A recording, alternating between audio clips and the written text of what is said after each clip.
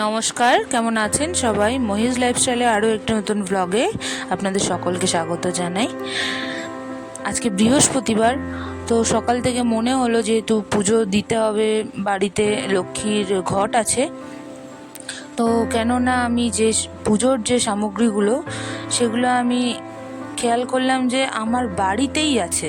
মানে এই ধরুন ফুল, বেলপাতা, আম পাতা, তারপর আর যাবতীয় যা জিনিস আমরা বাজার থেকে কিনে নিই, কিন্তু সেগুলো দেখুন মানে খোঁজ নিলে দেখা যাবে সেগুলো সবই আমাদের বাড়ির আশেপাশেই থাকে। তো যেহেতু আমি এখন বাপের বাড়িতে এসেছি, তো আজকে আমি ভাবলাম যে চলুন আমাদের বাড়িতে সেই সব জিনিসগুলো কি কি আছে আপনাদের সাথে শেয়ার করি। তো প্রথমে কিন্তু আমি গেছিলাম ফুল তুলতে। ফুলটা আমি তুলেছিলাম আমার ঠাম্মার বাড়ির উঠোন থেকে। এত সুন্দর হয়েছিল ফুলগুলো যে না তুলে আর পারলাম না।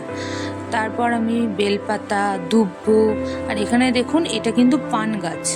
এটা আমার জেঠুর বাড়িতেই আছে পান গাছ, এবং প্রচুর পান পাতা সেখানে হয়ে আছে।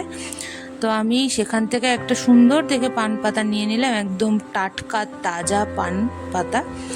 আমরা যখন বাজার থেকে আনি তখন কিন্তু সেটা পরের দিন পর্যন্ত সেটা অত টাটকা থাকে না, কারণ আমরা চেষ্টা করি সব সময় যে পরের দিনের কাজটা আগের দিন গুছিয়ে রাখার।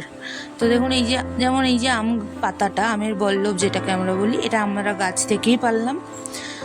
তারপর দেখুন এখানে যেমন ধরুন কলা পাতা, দুব্বো, বেল পাতা, আম পাতা, ফুল, সব কিছু কিন্তু আমাদের হাতের নাগালে থাকে, কিন্তু তাও আমরা কর্মব্যস্ততাতে আমরা কিন্তু বাজার থেকে কিনে আনি।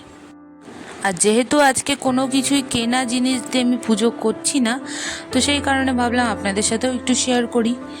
তো দেখুন আমি কিন্তু সব বেলপাতা বলুন বা যা আমি আনলাম সব কিছু আমি গুছিয়ে নিয়েছি, আর ঠাকুরের আসনটাও আমি সাজিয়ে নিয়েছি।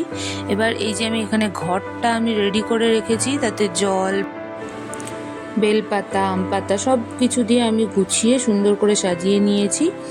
আর আমি মায়ের আসনে আমি বসিয়েও দিয়েছি।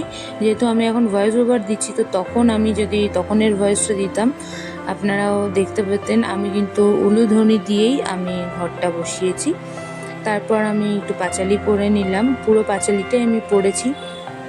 আর জানেন তো, এই পাঁচালি পড়ার পেছনেও না একটা গল্প আছে। আমি কিন্তু আমার লাইফে প্রথম পাঁচালি পড়েছিলাম আমার শ্বশুর বাড়িতে গিয়ে। আর কোইন্সিডেন্টলি আমার বিয়ের পর আমি যখন প্রথম শ্বশুরবাড়িতে যাই সেদিন ছিল বৃহস্পতিবার।